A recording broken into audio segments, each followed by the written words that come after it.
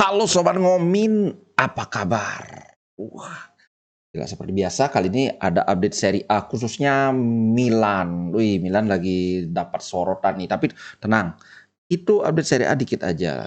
Utamanya tetap kita ngomongin Inter. Oke, ini aku mau bahas Milan karena ini heboh banget. Maldini dipecat dong, Pak. Ya ampun. Aku bersimpati sih sama fans Milan dalam hal ini karena mereka banyak banget yang nggak setuju. Wah, kenapa Maldini yang dipecat? Ini memang apa ya?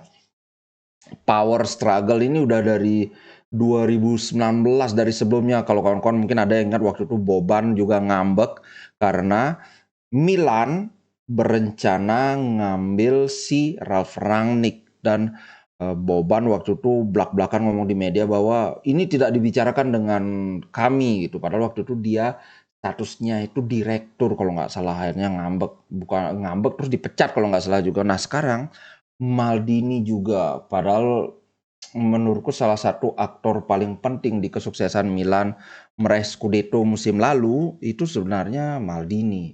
Bukan musim lalu, 2 musim lalu karena musim yang 2022-2023 kan sudah berakhir ya, 2 musim lalu kan. Itu Maldini. Mungkin memang ada pembelian Maldini yang kurang tepat ya, kayak si Ketelar yang belum menunjukkan hasil, kemudian siapa lagi itu Origi. Cuman kan kita lihat secara hasil, sampai-sampai si ini aja kasih emoticon melongo sih, siapa namanya? Rafael Leao, mana ini aku tunjukin. Nih. Dia bikin itu kayak artinya menunjukkan bahwa orang heran.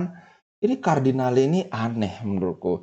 Tapi aku sempat baca dikit-dikit memang ada power struggle di sana, katanya Furlani ingin lebih menentukan arah klub, sedangkan Maldini itu ya namanya dia orang olahraga kan, dia ingin agar investasi itu lebih banyak pada pemain karena ya sasarannya ingin prestasi, ingin trofi, sedangkan dari Cardinal dia kan namanya pebisnis, pingin biar ya ngeluarin duit dikit tapi duit masuk banyak kayak gitu.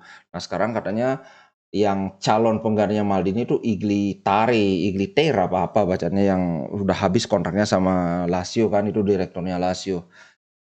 Kasihan sih, kayaknya aku pesimis Milan bisa berbicara banyak untuk musim depan. Tapi kita lihat aja. Kita juga dulu mengira Napoli akan ini kan akan pincang karena bintang-bintangnya pada cabut semua. Tahu-tahu malah Scudetto. Kita lihat aja. Anyway, all the best for Milan. Kita tetap rival, tapi aku ingin persaingan yang sehat gitu. Oke, itu aja tentang Milan ya. Kita sekarang bahas Inter. Nah,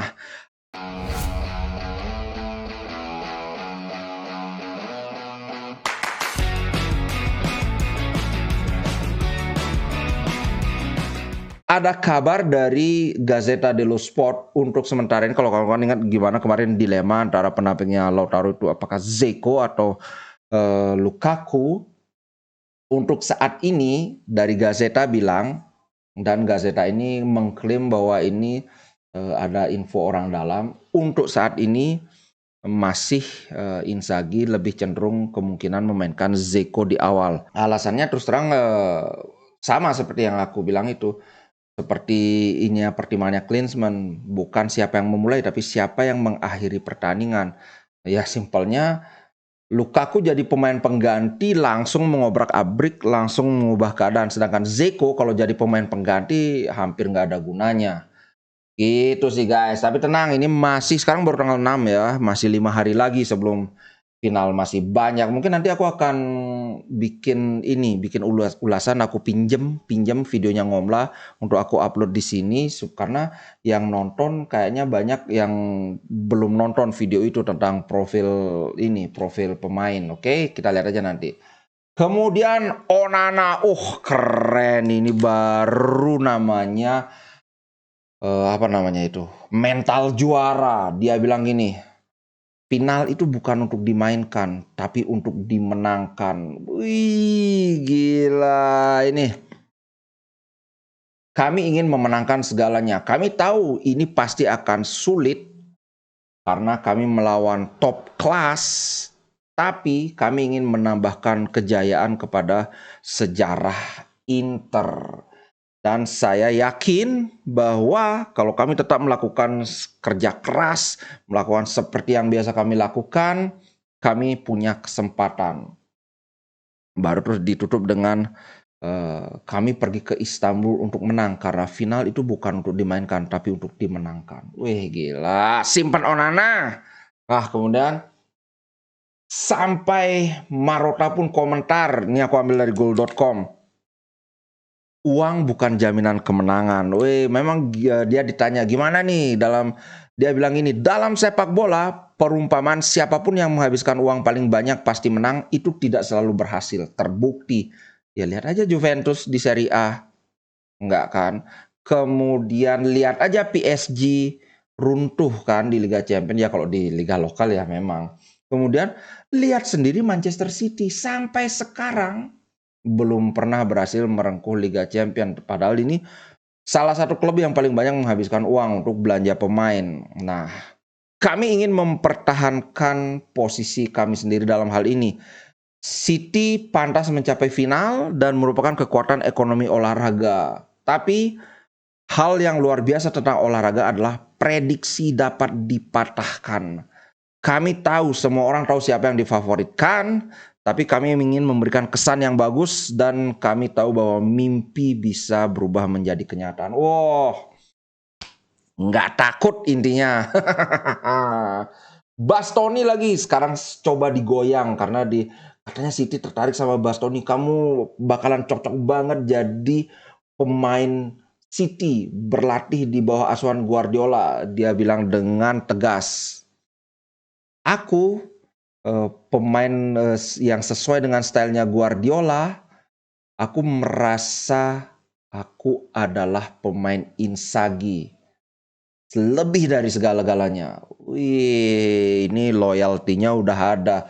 Aku kalau nggak salah awal-awal tahun ini sempat dia ada wawancara di mana dia bilang secara implisit dia lebih suka dilatih Inzaghi dibandingkan Conte karena Conte itu kan cenderung kaku, rigid, sedangkan Inzaghi itu lebih memberi kebebasan kepada pemain, lebih mendengarkan pemain itu maunya apa, kemudian kalau bisa kalau bisa diakomodasi akan diakomodasi. Nah, dia bilang gitu, gimana katanya City tertarik. Oh ya, aku ngefans sama Guardiola. Apakah aku pemain yang berstyle Guardiola banget? Nggak, aku merasa aku ini pemain Inzaghi banget. Wah, Bastoni nggak boleh pindah. Karena aku udah pernah bilang juga Bastoni sudah sangat dekat dengan penandatanganan kontrak. Katanya ini sudah deal, tinggal diumumkan saja, tinggal hitam di atas putih aja. Kemudian Lukaku. Lukaku ngomong-ngomong ini beritanya sudah kayak 2 hari yang lalu gitu. Lukaku sudah ngomong sama Pochettino bahwa dia hanya ingin di Inter. Karena pelatih itu kan juga maunya pemain itu gimana gitu. Dan katanya sih, cuma ini tidak dikonfirmasi oleh Lukaku.